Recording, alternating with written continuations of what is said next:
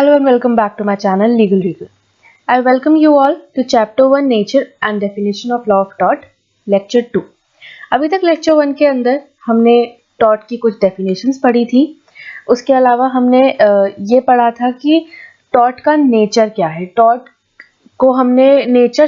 का nature समझने के लिए हमने उसे distinguish किया था crime से, contract से, quasi contract से and trust से.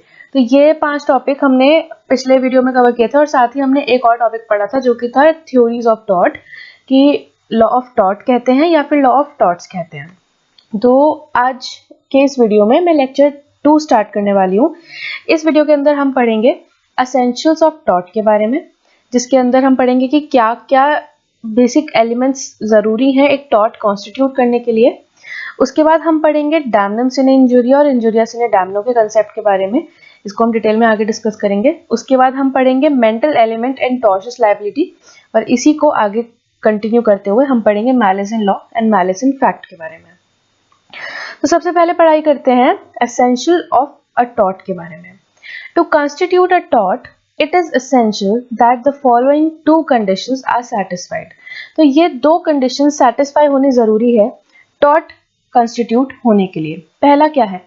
There must be some act और omission on the part of the defendant. जो डिफेंडेंट है जिसके खिलाफ केस किया गया है, उसने कोई एक्ट किया हो या फिर कोई एक्ट ना किया हो, मतलब ओमिशन किया हो जो उसे करना चाहिए था पर उसने नहीं किया. बेसिकली दोनों केसेस में या तो डिफेंडेंट ने कोई ऐसा एक्ट किया हो जो कि सामने वाले के लीगल राइट को इन्फ्रिंज करे, या फिर दूसरा चीज क्या है कि कोई ऐसा एक्ट ना करे जो कि उसे करना चाहिए था. इन दोनों कंडीशंस में ये दोनों कंडीशंस क्या करती हैं? हमारा टॉर्ट का पहला एसेंशियल बनाती हैं. अब सेकंड एसेंशियल पढ़ते हैं. द एक्ट और omission should result in legal damage, injuria, that is violation of a legal right vested in the plaintiff. अब हमने जो इस सेकंड एलिमेंट को हम फर्स्ट एलिमेंट से रिलेट करके पढ़ते हैं कि जो डिपेंडेंट है वो कोई एक्ट या ओमिशन प्लेंटिफ के किसी लीगल राइट के रिस्पेक्ट में करता है. मतलब अगर प्लेंटिफ का कोई लीगल राइट इन्फ्रिंज होगा तभी टॉर्ट कंस्टिट्यूट होगा. तो क्या 2 एलिमेंट्स हैं? शॉर्ट में समझ लेते हैं. पहला तो ये कि कोई एक्ट और omission on the part of defendant. दूसरी चीज, उस एक्ट या ओमिशन से प्लेंटिफ का कोई लीगल राइट इन्फ्रिंज हो रहा है. अब इसको डिटेल में पढ़ते हैं. Essential 1. In order to make a person liable for a tort, he must have done some act which he was not expected to do. उसने कोई ऐसा काम किया जो उसे नहीं करना चाहिए था, या फिर he must have omitted to do something which he was supposed to do, या फिर उसने कोई ऐसा काम नहीं किया जो उसे करना चाहिए था. Either a positive wrongful act or an omission which is illegally made will make a person liable.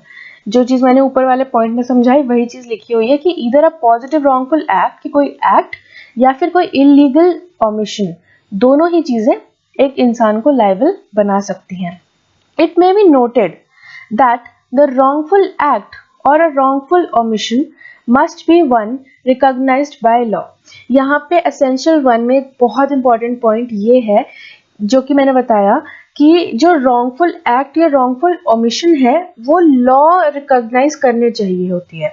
ऐसा नहीं है कि मियर एक मॉरल या फिर सोशल रिस्पॉन्सिबिलिटी थी जो आपने नहीं निभाई तो आपने टॉर्ट कंस्टिट्यूट कर दिया. इसका सबसे सिंपलेस्ट एग्जांपल ये है कि अगर आप देखते हो कि कोई बच्चा डूब रहा है और आप उसे बचाने की बजाय, मतलब आप उसे नहीं बचाते हो, तो वो एक तरीके से मॉरली एंड सोशली गलत बात है. पर लेकिन उस एक्ट से, मतलब उस ओमिशन से आपके ऊपर टॉर्ट नहीं लगेगा. तो यहाँ पे ये चीज समझनी बहुत जरूरी है कि जो रॉन्गफुल एक्ट है या रॉन्गफुल ओमिशन है वो रिकॉग्नाइज्ड बाय लॉ होना चाहिए, मियर मॉरल या सोशल रॉन्ग नहीं होना चाहिए. अब एसेंशियल 2 पढ़ते हैं. दूसरा एसेंशियल क्या कहता है? In order to be successful in an action for tort, tort के एक्शन में सक्सेसफुल होने के लिए प्लेंटिफ को क्या प्रूव करना है? प्लेंटिफ को ये प्रूव करना है कि उसका कोई लीगल डैमेज हुआ है, या उसको कोई लीगल इंजुरी हुई है, या फिर उसका कोई लीगल राइट इन्फ्रिंज हुआ है. उसको बेसिकली ये प्रूव करना है कि जो भी चीज उसके साथ हुई है वो लॉ के हिसाब से उसके साथ नहीं होनी चाहिए थी। तो लीगल डैमेज। अब अगला पॉइंट क्या कहता है, unless there has been a violation of legal right there can be no action under law of torts. वही बात है जो मैं इतनी देर से बोल रही हूँ कि अनटिल एंड अनलेस एक लीगल राइट वायलेट हुआ है, टॉर्ट के अंदर एक्शन नहीं लाया करता है। अब इसके अंदर दो मैक्सिम्स आते हैं जो कि है इंजुरिया सिने डैमनो एंड डैमनम सिने इंजुरिया। तो पहला जो हमारा ये है मैक्सिम इंजुरिया सिने डैमनो, इनको हम डिटेल में अभी नेक्स्ट स्लाइड में पढ़ेंगे, पर पहले हम इन वर्ड्स का मतलब समझ लेते हैं। इंजुरी जब मैं बोल रही हूँ तो यहाँ पे इंजुरी फिजिकल इंजुरी की बात नहीं चल रही, चोट की बात नहीं चल रही, यहाँ बात चल रही है आपके लीगल राइट को चोट पहुंचाई गई है, आपके लीगल राइट को फुलफिल नहीं किया गया, आपको आपका लीगल राइट एक्सरसाइज करने का मौका नहीं दिया गया है। सिने सिने जब मैं बोल रही हूँ उसका मतलब है सिंपली विदाउट। और थर्ड वर्ड क्या है, डैमेज। डैमेज जो है वो है फिजिकल डैमेज, कि आपको कोई फिजिकल डैमेज हुआ, आपका लॉस हुआ, आपको मॉनेटरी लॉस हुआ, या आपकी कोई चीज खराब हो गई, आपकी क्रॉप खराब हो गई, या कोई भी बेसिकली कोई एक ऐसी कोई चीज हुई जिससे आपको फिजिकल डैमेज हुआ, तो वहां होगा डैमेज। अब हम इस मैक्सिम को डिटेल में पढ़ते हैं। इंजुरिया सिने डैमनो पहला, तो जो मैंने मतलब बताया उसके हिसाब से ये सबसे पहले क्या कहता है, इंजुरिया मतलब injury, legal injury, sine without any physical damage. तो इसका लिटरल मीनिंग ये है कि legal injury without any physical damage.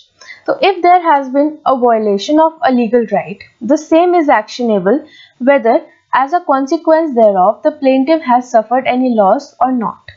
ये क्या कहना चाहता है, बेसिकली ये सेंटेंस ये कहना चाहता है कि अगर एक लीगल राइट वायलेट हुआ है तो कोर्ट को इस चीज से बिल्कुल फर्क नहीं पड़ता है कि उस लीगल राइट के वायलेशन से प्लेंटिफ को कोई नुकसान हुआ है या नहीं हुआ है। इसका जो सबसे लीडिंग केस है वो मैंने यहाँ मेंशन कर रखा है, एजबे वर्सेस वाइट। इस केस के अंदर बेसिकली ये हुआ था कि एक इंसान था जो कि एक क्वालिफाइड वोटर था, उसके पास पूरा पूरा राइट था कि वो जाकर वोट दे सके, पर जो डिपेंडेंट था उसने उसे रॉन्गफुली रोक लिया और उसको वोट नहीं देने दिया।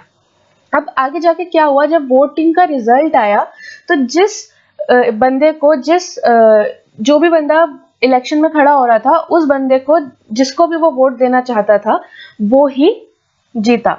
तो यहाँ पे कोर्ट में जब कंटेंशन डाली गई कि भाई कोई फर्क तो पड़ा नहीं, अगर हमने आपको वोट नहीं भी देने दिया तो भी क्या हो गया, जिस बंदे को आप वोट देना चाहते थे वो तो जीत ही गया ना।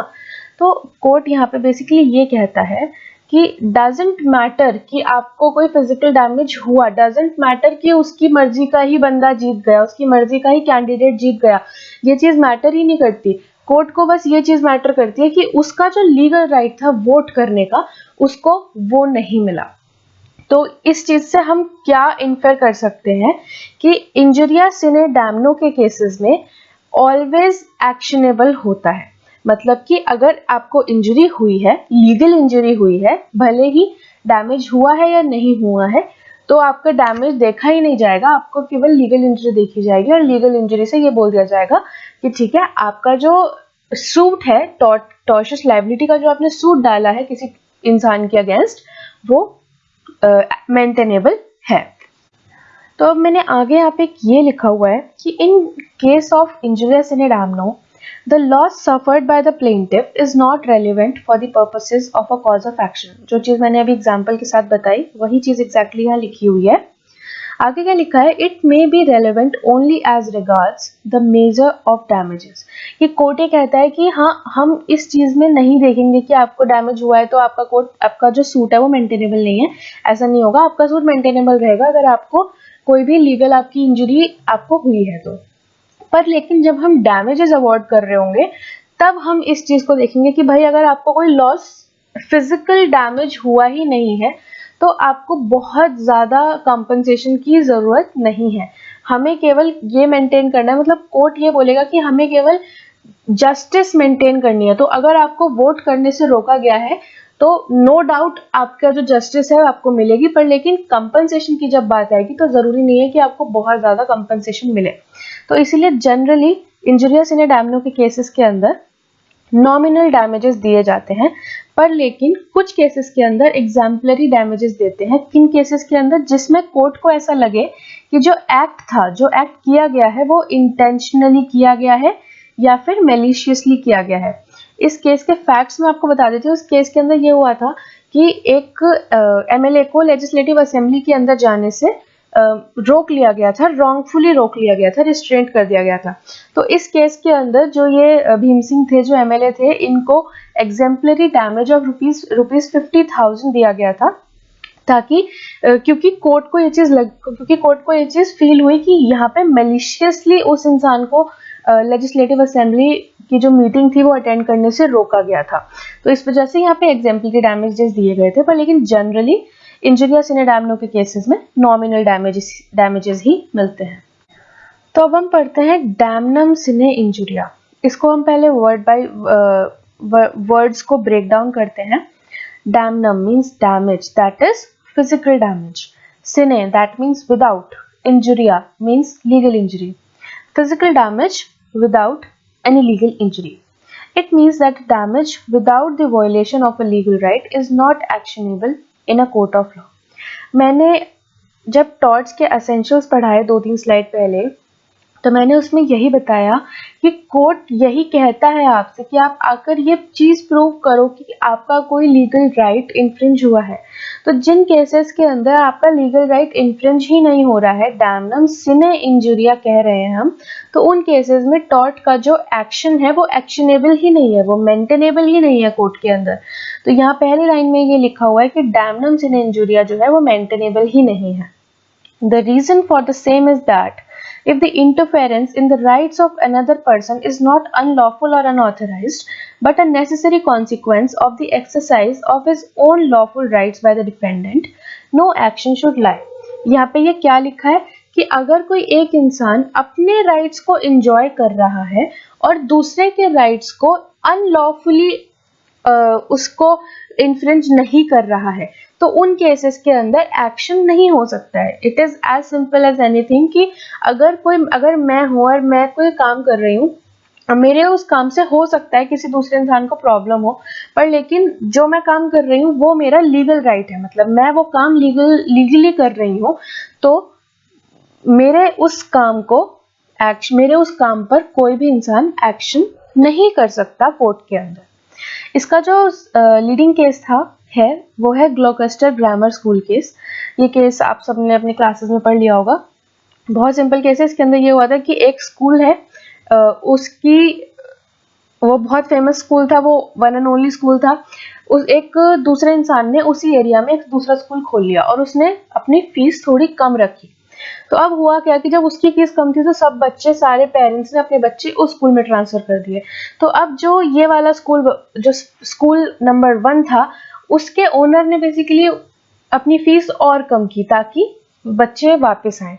तो इस चीज पे उसने कोर्ट में केस किया कि भाई उसके स्कूल खोलने की वजह से मेरा बिजनेस एकदम डाउन हो गया। तो कोर्ट ने यहाँ पे ये बोला कि ऐसा नहीं हो सकता है, प्लेंटिफ्स के पास कोई रेमेडी है ही नहीं, क्योंकि जो डिफेंडेंट्स ने दूसरा स्कूल खोला है वो कंप्लीटली विद इन राइट्स थे, तो उन्होंने कोई अनलॉफुल काम नहीं किया है दूसरा स्कूल खोलना।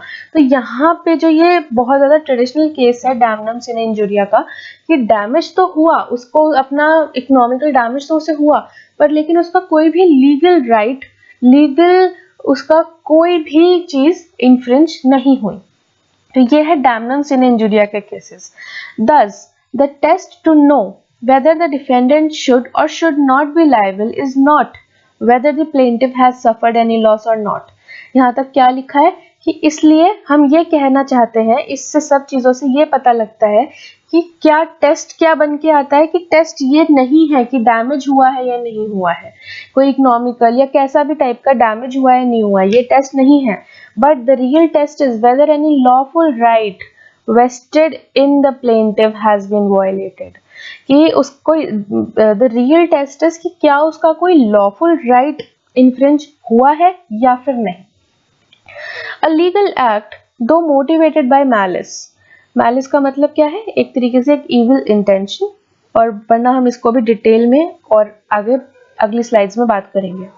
A legal act, though motivated by malice, will not make the defendant liable.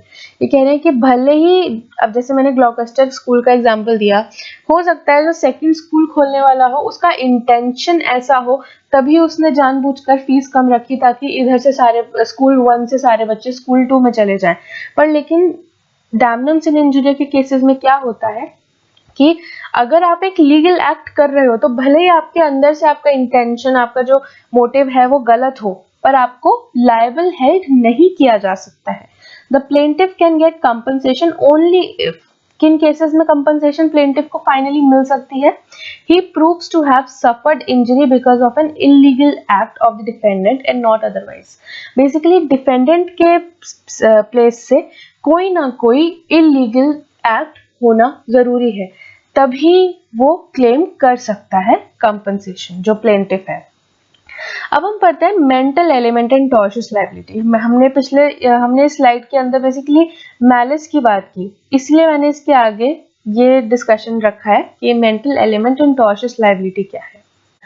तो सबसे पहले पढ़ते हैं, mental element is an essential element in most of the forms of crime.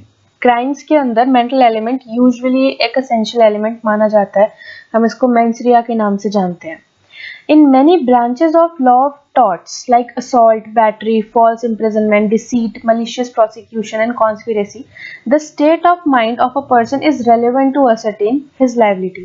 ये कुछ ऐसे torts भी हैं जिनके अंदर mental element ज़रूरी है, important है, पर लेकिन कुछ areas ऐसे हैं जहाँ पे mental element जो है वो irrelevant हो जाता है, और ये फर्क नहीं पड़ता है कि कोई wrongful intention थी या नहीं थी, liability arise करती है at all cost.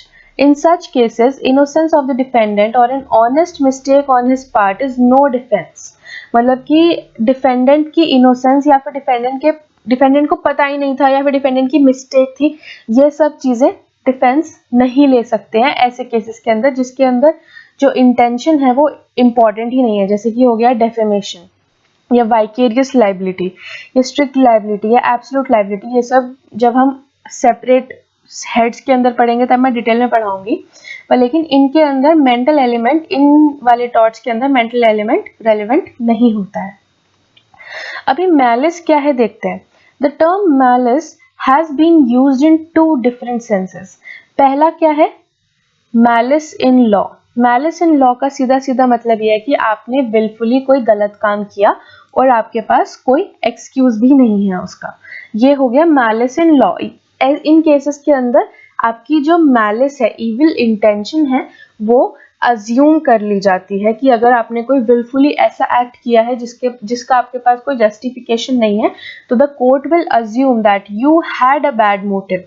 सेकेंड को क्या मैलिस है? Malice in fact. Generally malice का जो एक वर्बल मीनिंग है वो इविल इंटेंशन ही निकल के आता है, तो मैलिस इन फैक्ट का जो इविल मोटिव, इविल इंटेंशन, यही उसका पॉपुलर जो सेंस है जो हम लोग नॉर्मल लैंग्वेज में यूज करते हैं, मैलिस इन फैक्ट, उस वाली मैलिस को, इविल मोटिव को बोला जाता है।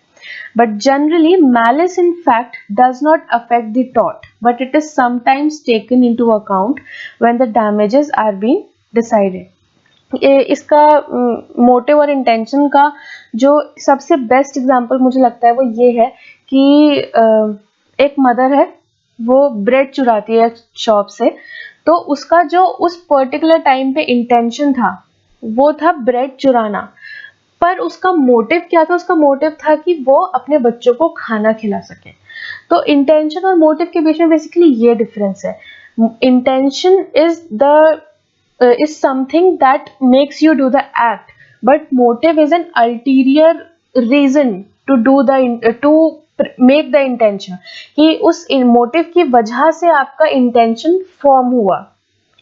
तो यहाँ पे बेसिकली ये कह रहे हैं कि जहाँ पे मैलिस इन फैक्ट है कि मतलब केवल आपका इविल मोटिव था, मतलब अगर आपका मोटिव इविल था, वो जो ब्रेड चुरा रही थी वो बच्चों को खिलाने के लिए नहीं चुरा रही थी, वो बस दुकानदार का नुकसान करने के लिए चुरा रही थी, कि अगर आपका जो मोटिव है वो अच्छा हो या बुरा हो, टॉर्ट के अंदर वो रेलिवेंट नहीं होता है। हाउएवर डैमेजेस के टाइम पर उसको हम कंसिडर कर लेते हैं। ये एक तरीके से वही वाली चीज हो गई जैसे हमने इंजूरियस इन डैमनो के केसेस में पढ़ा कि जहाँ पे डैमेज अराइज नहीं हुआ तो वहाँ पे कोर्ट डैमेजेस अवॉर्ड करने के टाइम पे उसको कंसिडर कर लेता है। तो उसी तरीके से मैलिस के केसेस में भी ये है कि टॉट कंस्टिट्यूट हुआ या नहीं हुआ ये चीज डिसाइड नहीं करता है मैलिस, पर वो ये जरूर डिसाइड करता है कि कितना डैमेज मिलना चाहिए एक पर्टिकुलर wrongful act के वजह से। तो thank you, that's all for today and please don't forget to like, comment and share this video.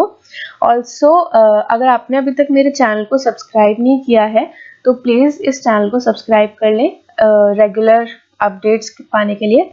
Also अगर आप हैंड रिटन नोट्स पाना चाहते हो मेरे तो आप मेरे इंस्टाग्राम हैंडल को फॉलो कर सकते हो लीगल रीगल 101। मैं उस पर कॉन्स्टेंटली अपने हैंड रिटन नोट्स अपलोड करती हूँ। So thank you, okay, bye bye.